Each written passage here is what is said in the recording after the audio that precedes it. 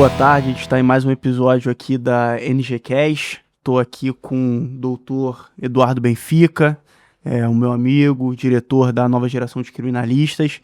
E hoje a gente vai entrevistar o nosso convidado, que é um grande advogado criminalista, um brilhante advogado, que é o doutor Bernardo Cortez, advogado já forjado aí na seara criminal. Tudo bem, Bernardo? Tudo bem, boa tarde. Então, pessoas que eu admiro muito. O Eric é sócio do meu escritório. Benfica é um grande advogado e um grande amigo.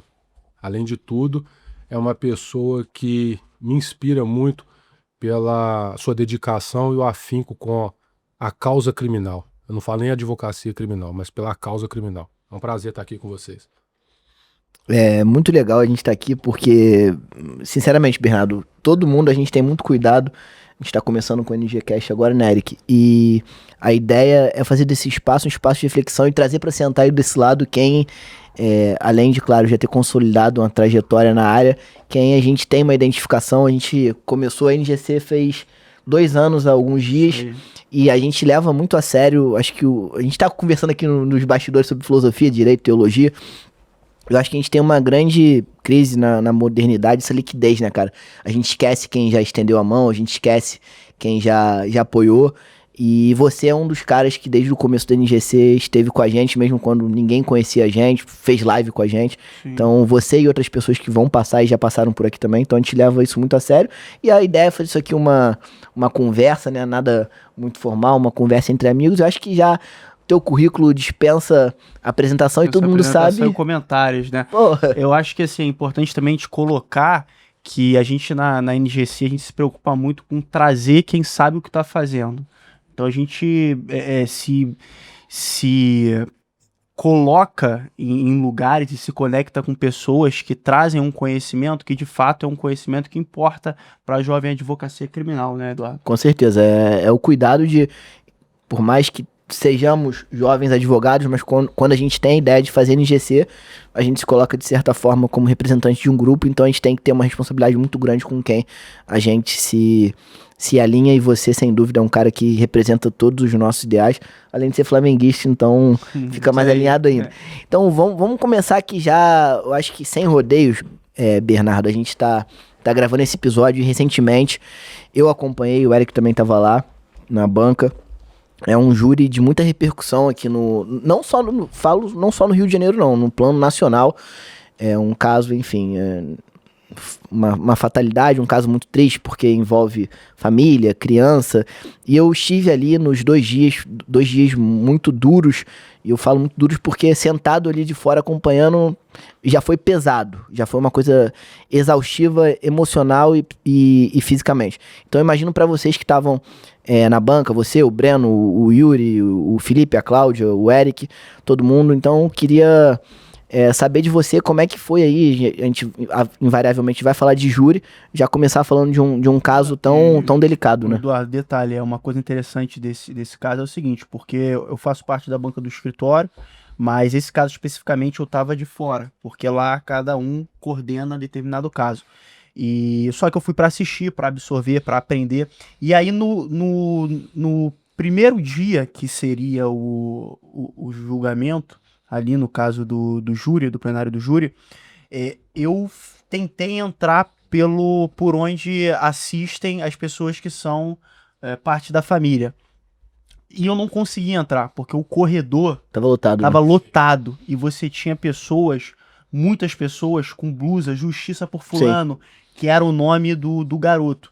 Então, assim, tava um clima ali que era um clima de Libertadores, entendeu? Hostil, né? Era hostil, era um clima hostil, era um clima de Libertadores, um clima bem tenso entre as duas famílias. Então tinha muita pressão ali envolvida, muita pressão. E eu consegui absorver isso porque eu tava junto ali naquele momento, junto com os familiares. E os advogados que comporam a banca, o doutor Bernardo, foram brilhantes porque souberam manejar essa pressão de casos midiáticos, né? Na verdade, o que acontece? Primeiro eu gosto de falar que é muito importante esse apoio que vocês dão pra gente. Eu, né, já sou advogado de quase 18 anos e eu sempre brincava que advogado de júri, o tribunal do júri é como se fosse uma tourada, onde o touro é a acusação e o toureiro é o advogado. E todo mundo na tourada torce pro touro levantar o toureiro. Sim. Porque se o touro não pegar o toureiro, não tem graça. É isso aí. Então, a verdade é essa. Então, quando você se depara com colegas, com amigos que vão lá e você sente a energia positiva da pessoa torcendo por você, isso é sem sombra de dúvida. O Denis lá, pô. Pô, muito importante. Eu vi lá amigos de verdade. Esse caso foi um caso, realmente, eu enfrentei esse caso como um dos casos mais difíceis da minha vida. Porque quando eu fui contratado pela família, eu vi que o meu cliente estava certo. E o advogado, muitas das vezes, eu sempre falo isso com o Eric no escritório e falo com você também, porque você me ouve muito. Sim. O advogado nem sempre tem que atuar somente como advogado, a gente é uma espécie de psicólogo. Então, você não pode fugir da ética e de mentir para os seus clientes, mas você também precisa de encontrar palavras que vão dar tranquilidade para ele confiar no seu trabalho. E na maioria das vezes a técnica faz isso. E a família do meu cliente precisava de uma palavra dessa. Mas o caso era um caso midiático, muito difícil. Então eu falei uma única coisa com a família. Eu sou o advogado que quando eu pego na mão de uma pessoa, eu vou até o final. Então a irmã do meu cliente falou que depois que eu falei isso, ela resolveu me contratar porque ela sentiu verdade no que eu falo. Esse caso foi um caso muito, muito duro. Nós enfrentamos ali praticamente 2 promotores, porque a promotora do processo da Justiça Militar estava lá presente, auxiliando o promotor da Justiça Comum, e 3 defensores públicos. Então, de assistente de acusação. De assistente de acusação. Era uma causa que envolvia o tema direitos humanos. E esse tema direitos humanos, ele é muito caro quando ele é direitos humanos versus policiais, como se fossem coisas totalmente antagônicas. E na verdade não são ou não eram para ser. Então a defesa tem que sempre tomar cuidado, porque caso de júri sempre tem uma vítima. E ninguém tem o direito de ofender quem morreu. Por quê? Quem morreu tem uma mãe, tem um pai, tem uma família. Por mais que você tenha que atuar de forma firme, você tem que tomar cuidado com a linha da defesa em relação à deselegância e à efetividade. Eu sempre falo isso. Sim, a linha é muito tênue. Então, se eu, por cometer alguma gafe, até porque a língua portuguesa, ela às vezes nos trai, porque ela é muito difícil, se eu cometo alguma gafe, nunca é por intenção de ofender alguém. É pelo excesso de efetividade na minha defesa. Então, esse era o ponto crucial que a defesa tinha que tomar cuidado, porque a gente sofreria ataques relacionados aos direitos humanos contra policiais, como se policiais não respeitassem os direitos humanos. E isso é mentira. Isso é mentira. E assim como existem bons juízes e maus juízes, desembargadores que erram e depois sofrem pressão da mídia e voltam atrás, e eu não preciso falar qual caso ministros que fazem o mesmo, advogados, tem policiais também. Então a gente não pode generalizar. Então esse era o ponto crucial, primeiro, que a defesa tinha que observar para não ser desrespeitoso e assim perder a empatia dos jurados que iam julgar o caso, entendeu? Eu lembro daquele júri que você me convidou para te acompanhar o Breno e o Yuri, lá em Ervalha, e uma lição muito importante, muito valiosa. E você falou que eu te ouço sim, porque realmente na MGC a gente tem isso, né, Eric? De construir nossa estrada com base nos ensinamentos de pessoas que a gente acredita que refletem nossos ideais. E naquele júri em Ervalha você me falou uma coisa que chamou minha atenção. Cara, você tá entrando, e isso pode ser em qualquer cidade, sobretudo numa comarca pequena.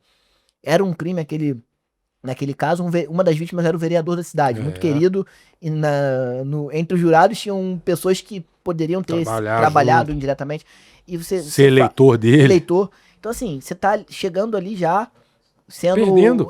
Querendo... Hostilizado. O touro vindo pra cima de você. É isso. E você ainda chega às vezes com uma postura, você não, mas alguns advogados querem chegar com petulância, com arrogância. Assim, a conta não fecha, né? Isso não ganha. Assim, a gente estava conversando agora mais cedo sobre o que eu acho que são os 3 pilares da humanidade, né? Que é a filosofia grega, a fé de Israel, né?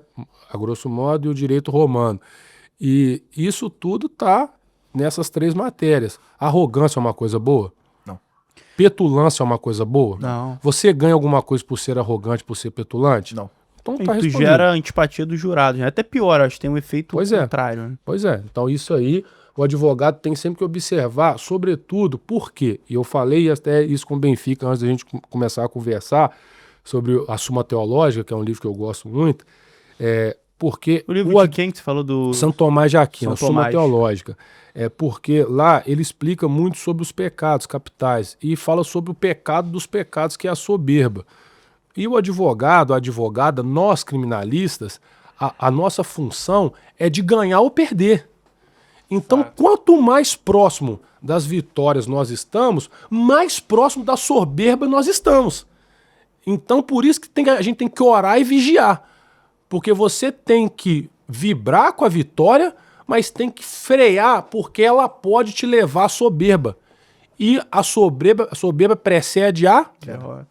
Até pronto. porque a gente tá falando aqui de um júri que, enfim, de um caso específico de impacto nacional, que muitos falavam que caminhavam para uma condenação e tiveram várias nuances no julgamento. Quando você consegue, e quem tava ali acompanhou o teu trabalho, de toda a tua banca, mas o teu trabalho nos debates foi essencial para o resultado, e quando você consegue essa vitória, entre aspas, o cliente estava preso há 2 anos, e depois disso, uma enxurrada de comentários no Instagram, te exaltando, te endeusando, como é que você lida com essa, de falar, opa, peraí, ganhei, beleza, mas deixa eu colocar o pé no chão, porque, pra não deixar isso subir a tua cabeça. E Essa fora, pergunta é muito boa. e fora que ainda assim vão ter comentários te criticando por Claro, ter sempre. defendido essa causa, Sempre. por ter ganhado essa Como se causa. tu fosse um Sempre. leproso, né?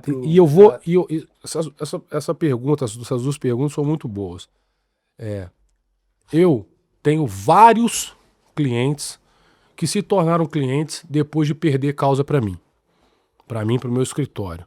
Uma vez eu aprendi com o ex-desembargador de Minas que ninguém é obrigado a aceitar uma derrota. E que se eu entendesse que ninguém é obrigado a aceitar uma derrota, eu ia entender o perigo de atuar com arrogância. E se eu entendesse o perigo de atuar com arrogância, eu ia entender como nós devemos respeitar as pessoas. E se eu entendesse como respeitar as pessoas, eu ia entender o significado de empatia. E se eu entendesse o que era empatia, eu ia minimizar os meus erros. Então, essa foi a primeira lição.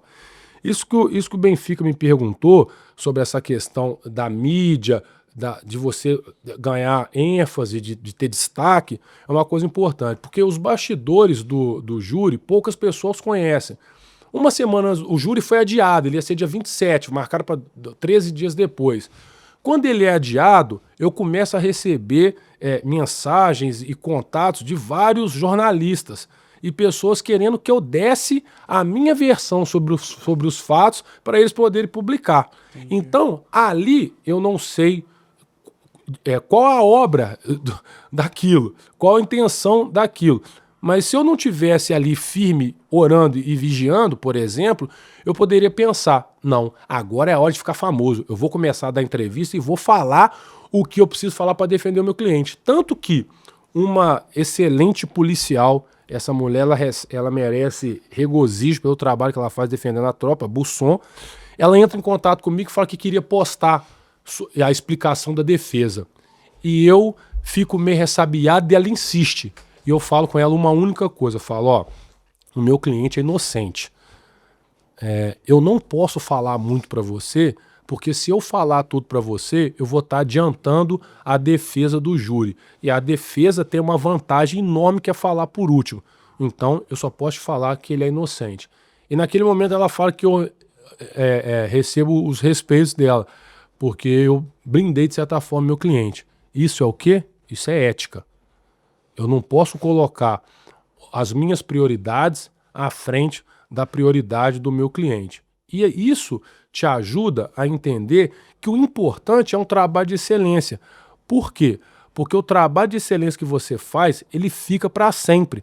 Agora, o destaque midiático momentâneo que você vai receber, ele acaba. Uhum. Então, isso é muito importante a gente ter em mente. E o segundo ponto sobre a pergunta do Benfica, que eu nunca vou deixar de destacar, apesar de ser eu de fazer sustentação oral, eu nada conseguiria se eu não tivesse a minha equipe, os meus sócios. Eu falo minha, mas é nós. E você sabe muito bem o quanto eu valorizo isso. Porque apesar do Eric falar que não participou, 2 dias antes ele foi no escritório e eu dei função para ele fazer. E ele me mandando mensagem 11h30 da noite porque não estava conseguindo contato e não estava resolvendo. Então você participou sim. Porque o fato de você talvez não ter conseguido resolver o que eu te pedi, não quer dizer que você não participou. Porque nessa hora a gente precisa de ajuda, de pessoas que estão dispostas, que você sabe que estão dispostas a te ajudar. É isso que impulsiona um grupo vencedor. Então, eu falei, mas não quer dizer que eu ganhei sozinho. Porque muitas das coisas que eu falei porque vocês que estavam ali estavam me mandando falar.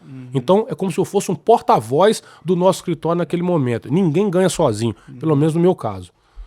É interessante demais isso, Bernardo, porque a gente não gosta de ficar nichando as pessoas, né? Bernardo, júri, mas você acaba fazendo mais júri e a gente vai acabar tratando mais disso. E a visão que a gente tem hoje em dia, não só no júri, mas talvez sobretudo no júri, o júri que tem ali Tribunal das Lágrimas, tem toda essa versão mais teatral, isso faz parte do jogo, né? de convencer os jurados, tá tudo bem. Mas como é que você vê hoje, e a gente falando aqui no plano da Jovem Advocacia, porque às vezes acaba entorpecida por querer viralizar na rede social, como é que você vê hoje essa, talvez, ridicularização seja muito forte, mas muitas vezes o advogado é o que você tá falando, querer aparecer mais do que a própria causa e acabar se prejudicando por isso. Como é que encontra esse equilíbrio? Você acha que a Jovem Advocacia, de certa forma, tá um pouco entorpecida pelas redes sociais, pelos likes, e acaba esquecendo o compromisso com o que importa, que é o próprio, que é o cliente e os interesses dele? Então, vocês me conhecem muito bem, né? Sabe que eu sou sincero, eu não dou pílula para falar de nada que eu sou perguntado. E eu também não falo sobre o que eu não sei. Então, assim, eu não culpo a Jovem Advocacia. Eu não conheço todos os jovens. Os jovens que eu tenho referência é o Eric, é você, é o Douglas, é o Roger, é o Renan, é a Daniele, é a Mariana. Vocês que eu conheço e que eu tenho como referência da Jovem Advocacia, não ridicularizam a advocacia. Muito pelo contrário. Honro a advocacia. Então eu só posso falar por quem eu conheço. Agora, eu tenho certeza que outros advogados, eu não vou falar os mais velhos, porque eu estou ali no meio termo, tem muito mais responsabilidade na ridicularização da advocacia do que os jovens advogados. Porque vocês começam se inspirando em alguém. E muitas das vezes vocês se inspiram em quem não deve inspirar. Porque tem essa característica. E essa característica é da pessoa. Então, eu não gosto de culpar a jovem advocacia. Tem jovem advocacia que erra, que faz presepada, que faz dancinha do TikTok? Tem. Mas tem advogado cascudo que posta um vídeo subindo no telhado e cai no escritório e fala assim, esse aqui é o meu escritório. Então, isso é tão ridículo quanto. E eu dou mais, eu coloco isso como mais ridículo porque são pessoas experientes. Então, assim, se a jovem advocacia está entorpecida pelo tribunal do júri, ótimo, eu acho que eu contribuo para isso, mas de forma técnica, de forma séria. Agora, os advogados jovens que estão entorpecidos pelo tribunal do júri, chega lá, toca violão, dá mortal, joga o chapéu pro alto, não estão se inspirando em mim. Então a vergonha é de quem eles se inspiram. Porque ninguém cria nada. Agora tudo se copia. Sim. Então, eu não... E não é porque vocês estão aqui, não. E eu acho que vocês dois sabem muito bem que eu tenho liberdade de quando eu acho que vocês fazem alguma coisa errada, eu chego e falo. Até demais. Até demais. Eu tô duro, eu chego e falo porque eu gosto e respeito vocês. Porque se eu não gosto, não respeitar, você não tem por que perder tempo. Sim. Então, assim, eu não acredito essa ridicularização à jovem advocacia. Eu acredito isso a advogados que já têm um caminho traçado e aí sim se entorpeceram pelo uso de forma errônea das redes sociais e começaram a trabalhar e a pensar mais em vender. Por quê? Porque a rede social deu docência para todo mundo. Hoje você vê, por exemplo, já que você está falando do tribunal do júri, advogado que fez 5, 6 júri colocando lá, eu sou tribuno do júri, mas o cara tem 30 anos de advocacia. Ah, eu tenho 15, 20 anos de advocacia e sou tribuno de júri. Quantos júris você fez? Ah, eu fiz 5. Tá, tudo bem. Eu vim falar que eu era tribuno do júri até uns 2 anos. Eu faço júri desde os 22 anos de idade. Eu tenho 40. Eu fiz meu primeiro júri em dezembro de 2008. Entendeu? Acho que nos últimos 3 anos eu fiz 100 e poucos júris. 3 ou 4 anos. Você nunca me vê falando isso. Assim, eu nunca fico contando, eu tenho tanto júri, mas eu sou conhecido por fazer júri. Então você vê advogado aí que não faz júri, e todo mundo que faz a gente sabe. Que não faz júri e chega lá e fala que sou tribuno de júri. Você nunca viu a pessoa no tribunal fazendo sustentação oral, a pessoa posta que é especialista em tribunal superior. Então, assim, Sim. E na maioria das vezes, ao meu ver, não são os jovens advogados. Eu posso estar errado? Posso. Mas graças a Deus, eu vou estar errado porque os jovens que me cercam têm responsabilidade. Sim. A gente está vivendo muito a sociedade das aparências, né? Acho que tem muito sobre isso. Ô Bernardo, eu tenho uma pergunta para você, assim, você se considera um advogado criminal ou um advogado criminal especialista em tribunal do júri? Você se englobaria como advogado criminal ou você prefere dizer, não, eu sou um tribuno do júri? Cara, essa é uma pergunta boa, porque eu tenho outras formações. Se eu falar que eu sou pós-graduado de Direito do Trabalho, ninguém acredita. Eu fui 2 vezes na Justiça do Trabalho e fiz feio ainda. Uma vez eu fui lá, o juiz falou comigo, doutor, se eu não fizesse acordo, imagina que eu sou o médico, seu cliente está com a barriga aberta aqui para eu poder fazer cirurgia. Se eu não fizer acordo, eu vou deixar a barriga dele aberta. Eu nunca mais voltei no Justiça do Trabalho. Eu tenho pós-graduação em Direito Previdenciário, em Direito Público e Privado, porque minha mãe cismava que eu tinha que ter isso para me aproximar de todo mundo. Direito eleitoral, já fui procurador, entendeu? Por 4 anos. Mas eu sou criminalista. E eu sou criminalista. Teve um período da minha vida que eu não queria fazer júri. Mas o júri me atrai. Eu sou mais feliz quando eu faço júri. Mas eu sou criminalista. Só que eu também sou tribuno do júri. Eu sou tribuno. Eu dou palestra. Eu amo fazer sustentação oral. Mas a emoção do júri, ela é diferente. Você ficar 2 dias imerso, tomando porrada e aquela tensão é uma coisa que é impressionante. Uma vez eu fiz uma sequência de 4 ou 5 júris, para quem não sabe, eu fico sem fome, eu não consigo comer, eu fico muito nervoso até hoje, eu não consigo segurar. Eu vim fazer esse podcast aqui, quando eu vou pegar a caneca eu começo a tremer, antes de falar. Mas quando eu falo eu mato meu medo. E eu sempre fui assim. Então, uma vez eu tinha sequência de 4 júris aqui no Rio.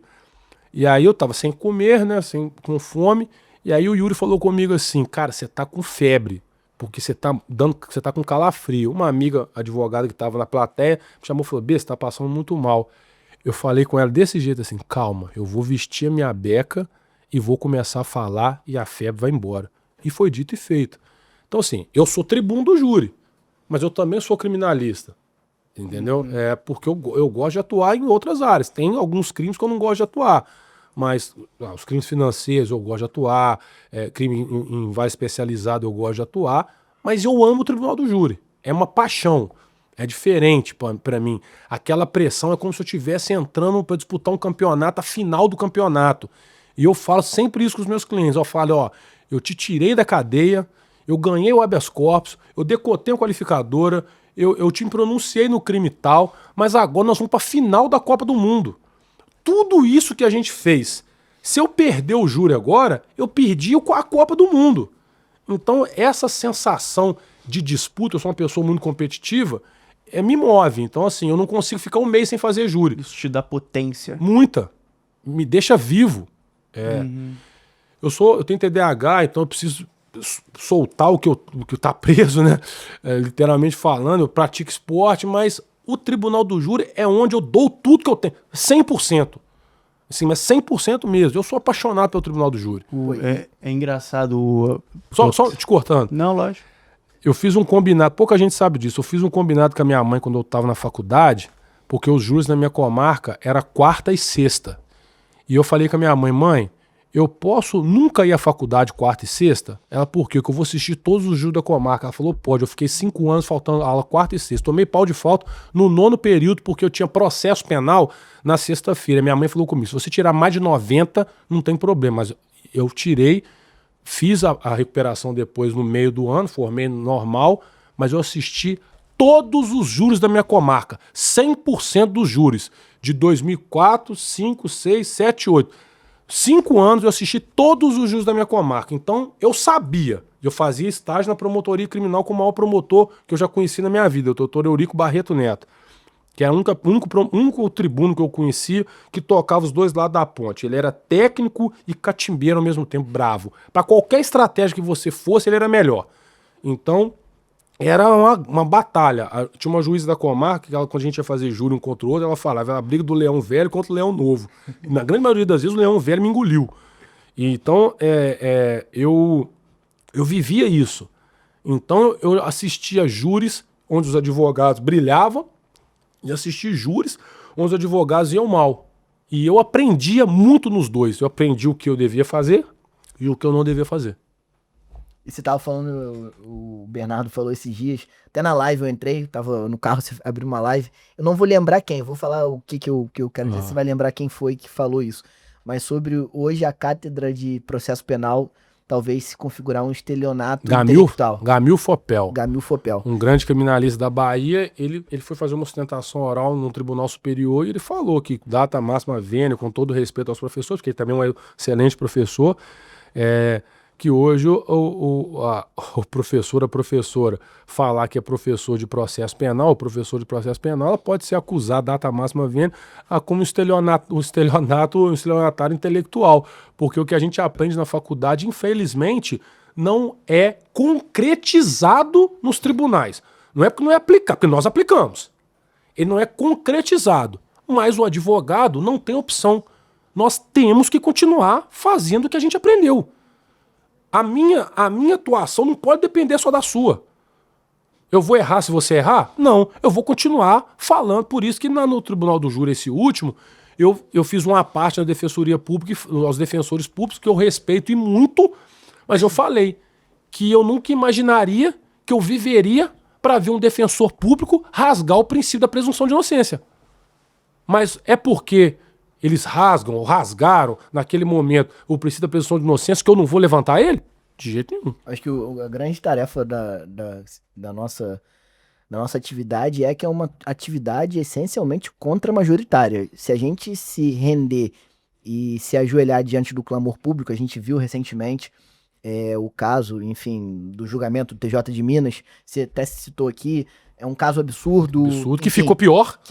Isso, é isso que eu quero dizer. A emenda saiu pior do que o soneto. Isso, assim, o fato em si é um escândalo, uma excrescência, uma aberração, longe de mim querer relativizar isso. Mas a forma através da qual o desembargador relator, imbuído pela pressão resolveu, é preocupante no Estado democrático de direito. É preocupante. Mas é isso que acontece todos os dias com nós. É isso que acontece. Só que esse caso viralizou na mídia porque ele foi, em tese, contra o réu. Porque vou melhorar aqui. Porque, em tese, o MP foi vítima. E aí viralizou, digamos assim. Sim. Porque quando é alguma coisa prejudicando o réu, não viraliza. Não viraliza. E isso é culpa da advocacia, que é desunida. Teve um júri que eu fiz em 2017 ou 18, tá até no meu Instagram. E o promotor foi pedir absolvição. Mas eu sabia que ele tinha um júri na próxima sessão que ele ia pedir condenação e ele ia utilizar vou dar o anel para salvar os dedos. Como se fizesse dele um órgão imparcial, né? Só que eu descobri isso. Muito simples, né? Eu poderia chegar lá, ele ia pedir absolvição, fala 15 minutos, o advogado acha que é subserviente, fala 10, tá tudo certo. Ele falou 20, eu falei 1h30. Aí ficou ruim pra ele, né? Aí ele voltou na réplica. Falou 20, eu falei mais 1 hora. Aí ficou muito ruim, porque eu denunciei isso. Esse júri viralizou, o promotor virou até meu inimigo lá. O júri viralizou. E aí no outro júri, o advogado que ia fazer o júri, que nem é meu amigo, pelo contrário, a gente não tinha contato nenhum, nem combinava muito, ganha o júri e vem me procurar. Cara, você me ajudou. Eu falei, não, cara, eu posso até ter te ajudado, mas minha intenção não foi te ajudar, não. Foi ajudar a advocacia. Pô, e aí eu denuncio nesse júri. Nós somos advogados. Nós somos defesa. Uma vez eu ouvi um policial militar, era inimigo de outro policial militar. Inimigo mesmo. De um querer matar o outro. E esse policial falou comigo, eu nunca vou esquecer disso. Esse policial falou comigo, se eu tiver entrando de farda branca na igreja pra casar minha filha, e eu receber uma ligação de que o fulano de tal tá rolando na rua com um bandido na lama, eu peço o padre pra esperar, vou lá, suja minha farda, ajudo ele, depois eu volto pra casar minha filha. É assim que a advocacia tem que ser. Eu tô todo arrepiado aqui. Uhum. Quando um advogado... E parece até que eu tô fazendo júri, né? Porque eu vou falando, eu vou me exaltando. Porque quando eu falo, eu mato meu medo de verdade. E aí, quando um advogado sofre um arbítrio, tem que doer em você. Tem que doer, mas tem que doer mesmo. Uhum. Você não precisa conhecer a pessoa, tem que doer. Aí eu vejo lá no STF, no julgamento que teve antes, a primeira audiência da Marielle, um advogado cometeu um agafe, o ministro ri, e toda a advocacia ri do cara. Faz coro junto. Faz coro junto. Aí eu vejo um desembargador ri, aí o advogado comete uma agafe e fala o pequeno príncipe, em vez de falar o príncipe, e aí todo mundo ri, todo Sim. mundo acha graça. De fato. Mas não preocupa em chamar o colega que está do lado, que você sabe que não tem uma cultura, Sim. que estudou menos, porque o cara ele trabalhou de servente de pedreiro todos os dias da vida dele, de 7 da manhã até 6 horas da tarde, para depois tomar um banho. Quando conseguia, ia para a faculdade estudar, mas a faculdade é ruim, aí eu não posso mudar o mundo. Mas você não chama o cara, como a gente faz um com o outro aqui. Cara, não faz isso não, porque isso está errado. Você tem que fazer isso. Toma esse livro aqui para você estudar. Sim.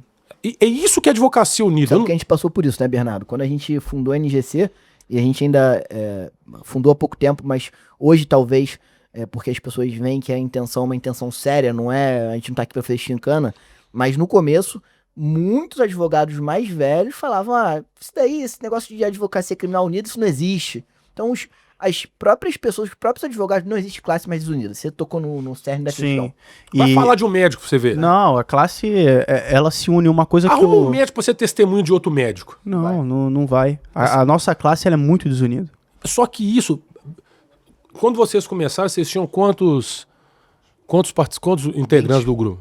Hoje vocês têm quantos? 700. Então vocês concordam comigo que quando vocês tinham 20 advogados unidos, hoje vocês têm 700 advogados unidos. Então você concorda comigo que hoje os 700 advogados unidos faz muito mais força do que 20? Com certeza. Para você chegar no último degrau da escada, você tem que passar pelo primeiro.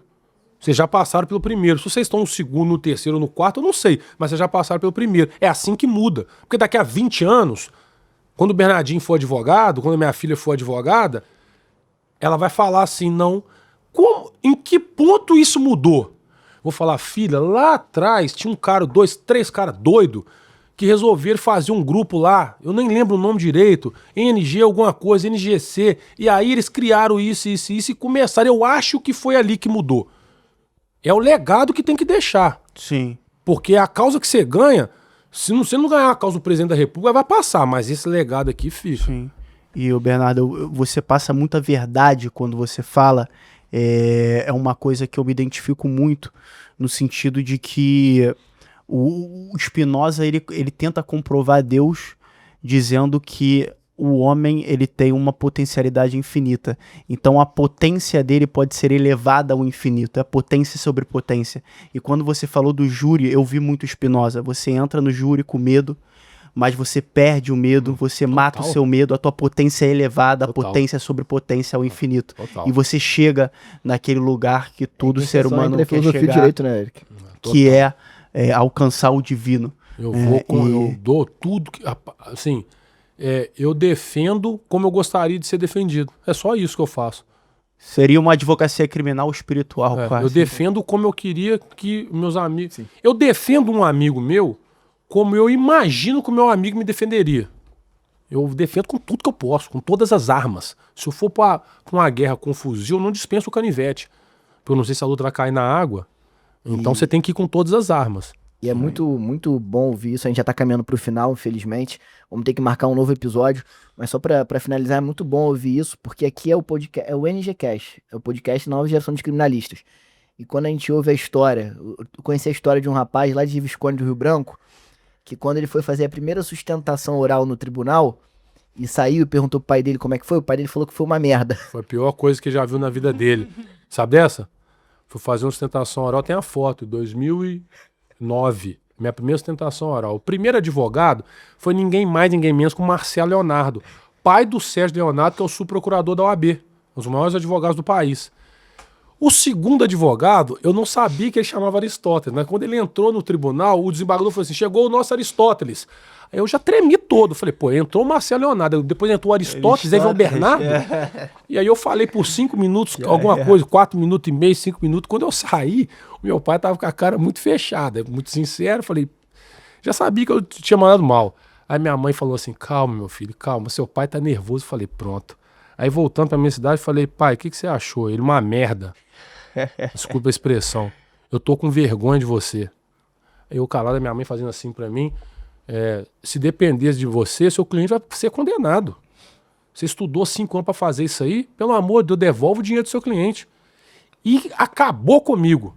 Eu não chorei, homem cascudo, mas segurei aqui. Quando chegou na minha cidade, eu ouvi minha mãe brigando com ele, quase da morte. Uns 2, 3 dias depois, ele veio e me pediu desculpa. Meu filho, é isso, isso e isso. Eu falei com ele, pai, nunca mais na minha vida, eu tinha, em 2009, tinha 23 anos, nunca mais na minha vida eu vou ser chamado a atenção porque eu mandei mal numa sustentação oral. Nunca mais. E graças a Deus até hoje eu cumpri a palavra pro meu pai. Até hoje eu nunca mais fui chamado a atenção. E eu espero que seja sincero das pessoas E que hoje eu e me a gente ouviram. pode ter a honra de falar que esse cara que começou desse jeito, com o pé esquerdo, hoje tá sentado na nossa frente e eu tenho o privilégio de chamar amigo e referência. Então, obrigado por ter vindo, obrigado pela tua amizade. E Valeu, as Bernardo. portas estão sempre abertas pra você, cara. Cara, eu tô assim, eu fico muito feliz, né? Você sabe que o tanto que eu gosto de vocês é muita coisa. Eu não sou pessoa de fingir quando eu gosto de alguém. Acho que a minha cara me entrega. Eu fico emocionado toda vez. A pior coisa do mundo pra mim é falar de amigo, cara. Eu fico muito emocionado porque eu sou pros meus amigos o que eu gostaria que eles fossem pra mim. Então, assim, eu tô muito feliz com vocês, pelo que vocês têm trilhado, pela correria do dia a dia, pela entrega técnica. Eu acho que todos vocês, se continuarem nesse caminho, vão ser advogados, já são, mas serão ainda brilhantes e vão inspirar muitos outros advogados. Isso é o principal. Então, parabéns NGC.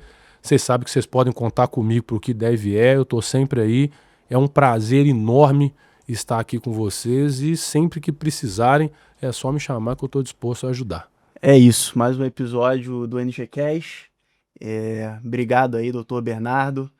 Você que está assistindo, curte o vídeo, compartilha, se inscreve no canal e é sobre isso. E mais importante de tudo, siga nas redes sociais Lamarck Marketing Jurídico, porque a gente vai ter um episódio muito especial com o Márcio. Eu vou convencer ele a sentar nessa mesa um dia, não sei quando, mas vou convencer. E isso aqui, essa conversa com o grande irmão, com o meu outro irmão e sócio, só é possível por conta da Lamarck Marketing Jurídico. Então até a próxima. Abraço.